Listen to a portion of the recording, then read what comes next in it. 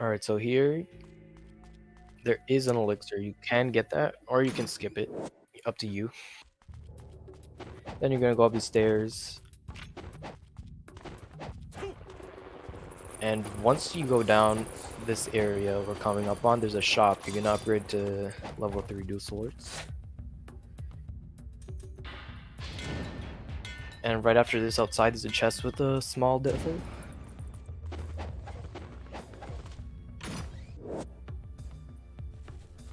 And you're just gonna go into the monastery.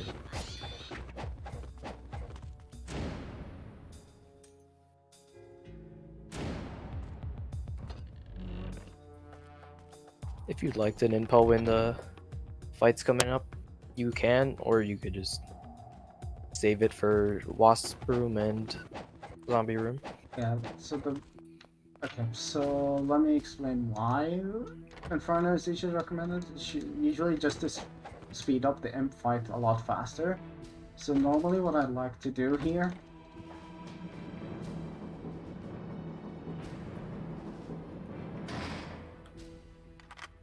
as soon as the monk spawns, jump X, Y, and then Y. Normally he will die from this string. After he dies, you wanna get the aura hit against one of the imps, so they die. And then ET. ET again. Last monk, These same imps idea. can be quite tricky. Like they'll once you ET, they'll go into the ground, do all sorts of nonsense.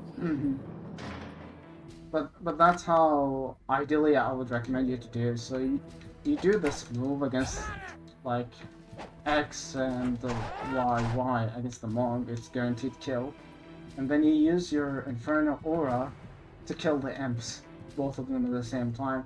Because the way they despawn in Inferno is a little bit slow, it gives you just enough about time to charge an ET, where you could kill the other two imps really quickly at the same time. But yeah, sometimes they'd like to sneak out. If they sneak out or something, you could guarantee kill them with this move. X, Y, Y. X, Y, hold, Y.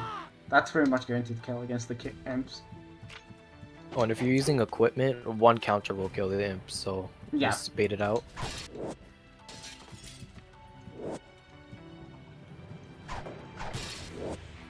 Sundry. So the small elixir here is optional, but it's good for healing a lot, and then these two picks up mandatory. After here, you're going to pick up Incendiary Shuriken, so you could break the other wall.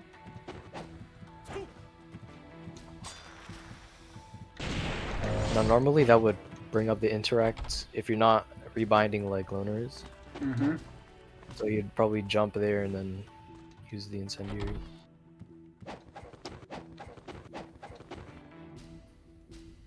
This movement is very self-explanatory. Even the puzzle itself. Okay, so this fight is a little bit tricky, because what I'd like to do in this fight, I kill the first monk, then I'll stay on the door, so every other imps will charge nearby me, so I could kill them one by one over there.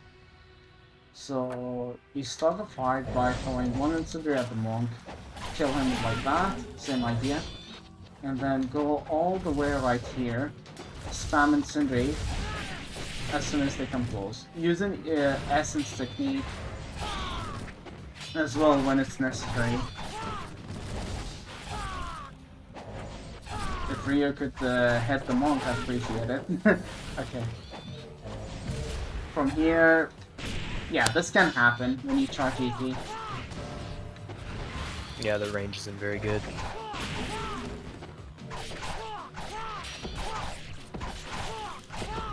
So that's the guaranteed kill. You counter them, and then X, Y, hold Y. Pretty much. You only throw Incendiary against the monks. That's the main priority. This is a very important pick, by the way. Read the little elixir. You don't want to miss it.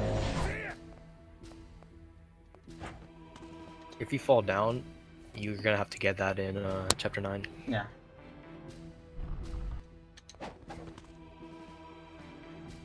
You just have to remember to use the Gorian Flare strats on zombie, not my dual sword one. So you're gonna refill, and then yeah. It's a bit harder to watch on Discord because it's just so much smaller for some reason. It's alright. And here you're gonna on landing jump over the spike so you don't get hit. I'll sum it up. On landing jump is just jumping and then putting your stick back in neutral and jumping again. All the movements will basically be included in the description video.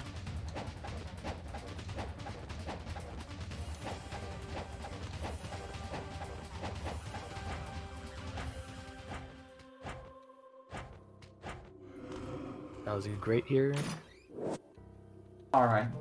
So when Ryu is at this edge, the pointy one, this is where it is safe to jump in. So you hold forward like that, and then jump. See?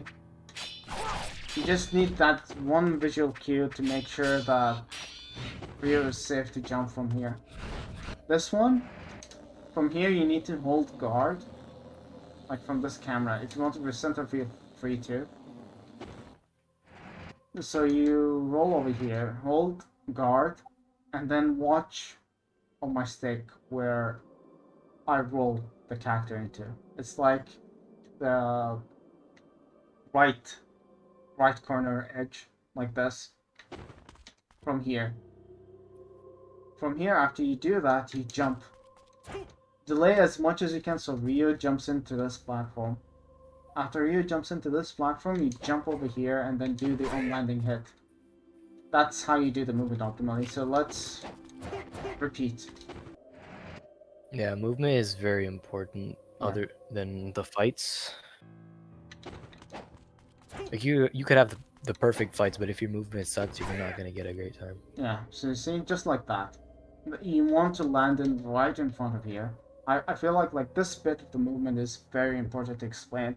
I lost countless time how much I lost time, like around 5 to 10 seconds, just because of not doing this movement right. So from here, you just jump down and do home splitter like that, and cancel it. If you don't cancel it, Ryu will take a lot more time to recover just doing so. So from here, after you fall down, immediately wind path. So Ryu will keep moving forward. There is a small spirit of elixir here. Pick it up if you absolutely need it. Yeah, I like to stack the smalls for chapter 15. So yeah, right here this fight is entirely option, so you can do whatever you want here. You want to kill him, whatever method you feel like, you know, like that. Here, this fight really doesn't matter, it's just an auto scroller. But it's useful if you could chime in some EUT for, you know, some emergency cash. Normally I just love to play around here.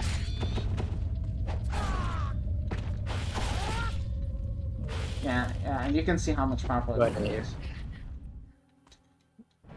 Now, right here, the Gorian Flail is the only time that is very, very important for this weapon is really the zombie room. Okay. Right here, you pick up the Gorian Flails, right? So up next, we're going to come across the Wasp room, right? From here, if you don't have any ninpo, only use one and hope that they're gonna drop once. So you proceed to this room.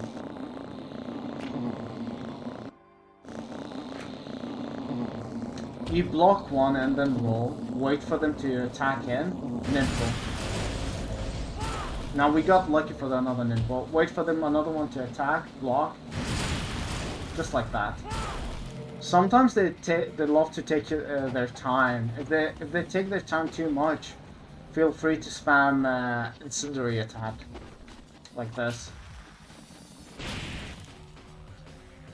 So in the zombie room, this start, by the way, is very, very important for you to initiate, just to make the room extremely efficient. So you get into this position, do an info for a double kill, like that. And then immediately switch to Gregorian Flails.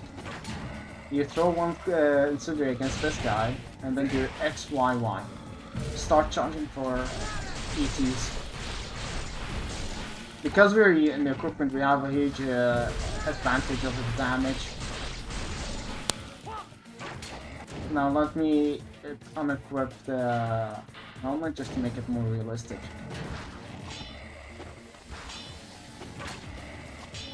Look at this guy. Yeah.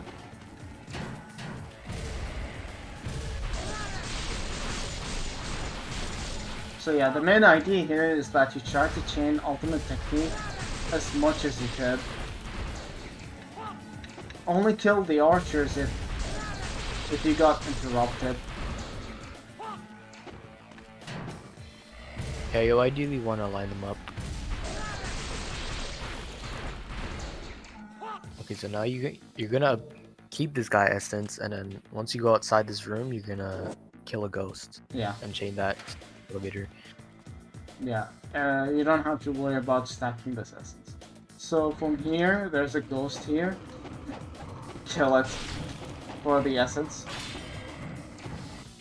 So right here, after you stomp on this, roll back, start charging ET to kill this guy who's close to the door. And after this, just turn Rio right here, start charging for ET, wait for the timer to hit 12, and then release. Just to kill this guy during the cutscene. You don't have to ninpo. It's always guaranteed. It's much better to do it this way so you can secure your essence route and potentially get Omelet of the Sun later down the line.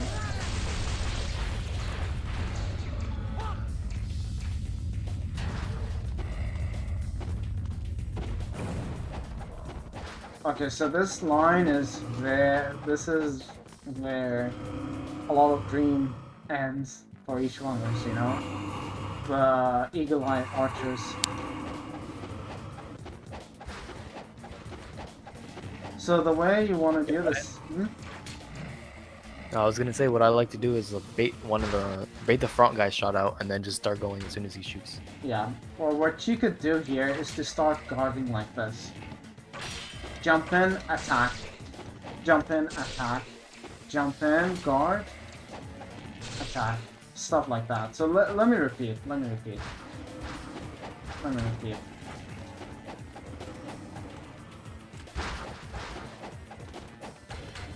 So you hold guard, wait for the first hit, jump, attack. Hold guard, jump, attack. Again, same idea. That's how you do it. That's the safest way possible.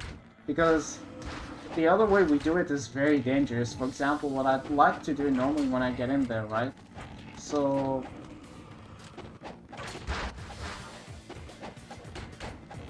I throw Incendiary the first guy and then start roll jumping. This last guy is extremely trolly. He can either knock you down or hit you immediately. You know, like, anything can happen in this line. But when you first start off in this one, it's better just to like attack this archer's one, and then wait for this guy to attack, jump in, stuff like that. That's the safest way. It costs you around like 10 seconds or something at max. So it's not that of a big deal. The reason why this archer is more dangerous is because they shoot a lot more aggressively than any other versions. So right here, if you want to do the movement, from here, roll Ryu towards this and then center the camera. But I delayed so much, so let me clear it out. Yeah, if you do this movement fast enough, you can get there without them harassing you. Yeah, so after Ryu jumps in here, you roll like this and then center the camera.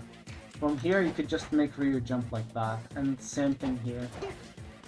Just like that. So let me do it fast enough so you can see how it works. I think while running on the right, as long as you can, then jumping might be faster. At this point right here, Ryu has to be in straight line instead of going left or right. He has to be straight like that. That's how important to recenter the camera in this game. Okay, because I'm in equipment, this fight will be normally fast, but it is the same idea on how you do it in normal. You have to make sure that you're at this angle before you start spamming 360. Because it takes most of its damage here. If this was normal any percent, it will take about 3 hits with 360. Same thing goes for this leg. It's better to be right in this corner, and then stop spamming.